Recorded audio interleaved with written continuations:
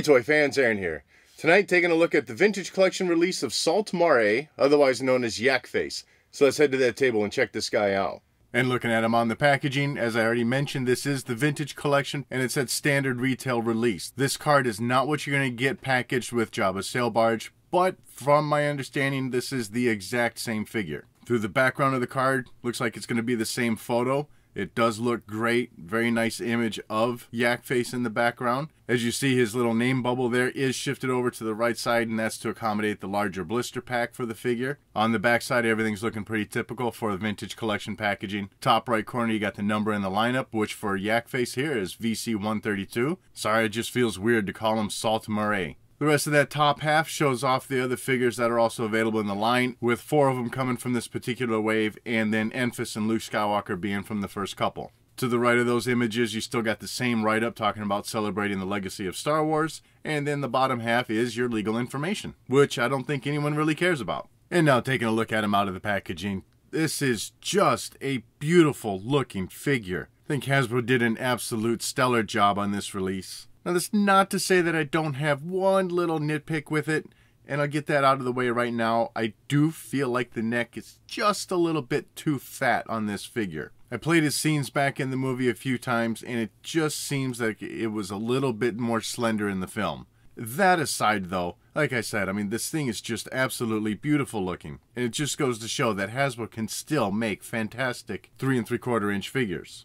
Now, what you're not really seeing is the size of this figure, so I'm going to get him next to Klaatu, which is, more in line with your regular height of your 3 3/4 inch action figures, and Yak Face is standing a good 3/4 inches taller than Klaatu. So as I mentioned, you're getting a pretty tall figure here. Through the head and face, you've got a wonderful sculpt going on. Looks like a few different layers of plastic that have been glued on and attached to make up the entire face. Got some subtle sculpting done around the head and the cheek area, and then throughout the bridge of the nose and to the base, I guess, of the nostrils itself. Lots of little subtle ridges in there. Little mustache and cheek, chin hairs or whatever. Have a pretty nice sculpting to that. You even got a little bit of hair sculpted behind the ears. Overall, you got a little bit of a dirt wash through the head and through the neck. Paint jobs for the eyes looking great. I mean, all of this is staying pretty well within the lines. And at the tip of his nose, you got a little bit of a darker brown paint going on. And it's even just a little bit more glossy than the rest of the face. It really has this nice wet nose look to it. I don't know that I'm capturing the angle right here, but his lower lip also has a little bit of a different coloring for the painting going on there.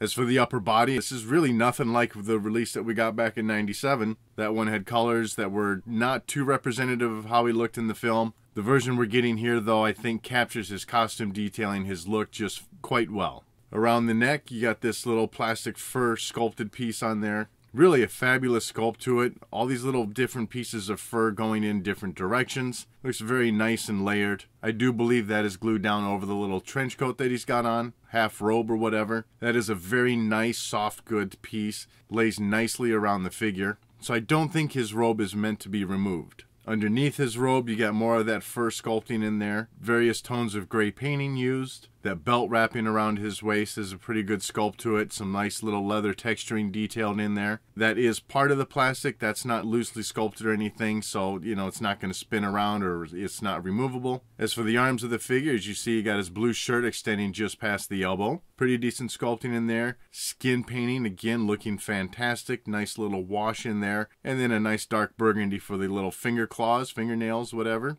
And for the legs of the figure, pretty typical release. You got your sculpted pants, various wrinkles and stuff in there, and that's all looking pretty good. Get down to the boots. Some more of that fur around the top part of the boot. You got some nice gray painting in there, still matching quite well with the fur sculpted on the top part of the body. And the rest of that, as you can see, is this nice golden brown paint job for the boots. So overall, really a good looking figure, and even for all the various parts that are painted, all the colors do seem to match up quite well. The blue to the legs, the blue to the arms, the skin tone on the hands matches pretty well to the skin tone on the face. As for articulation, wow. Well, buckle up for this one. The head on top of the neck swivels in there. Yeah, not a full 360.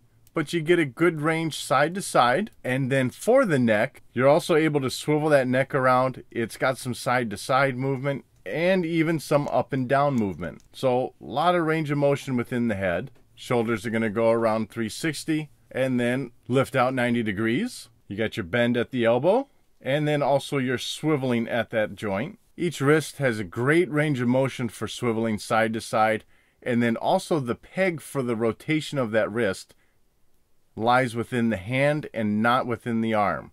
So that's a little bit different, and I think that's what's opening up that range of motion for that wrist. At the waist, everything swivels just underneath his belt. You can get him going around 360. Depending how you want to swivel the legs, you can get him to do the splits like so, or rotate him, and then you can bring the legs straight out. But the legs do not go back any further. His butt kind of hinders that movement. Then you got your rotation at the top of the thigh, single bend at the knee, and then that also swivels.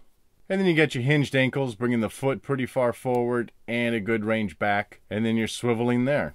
As far as accessories, it does come with his little, I guess this would be a vibro staff or something. Everything's a vibro something in Star Wars, it seems. Sculpting to this is looking pretty good.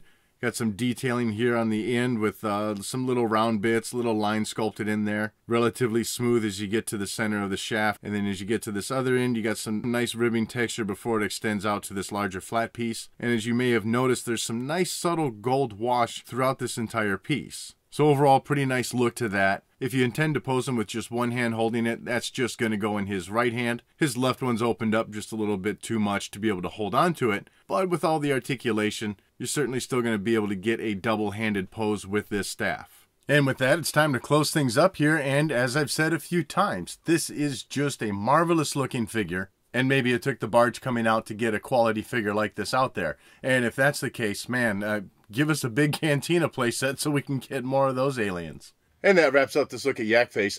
I'd love to know what your thoughts are on this figure in the comments section below. And as always, thank you for watching.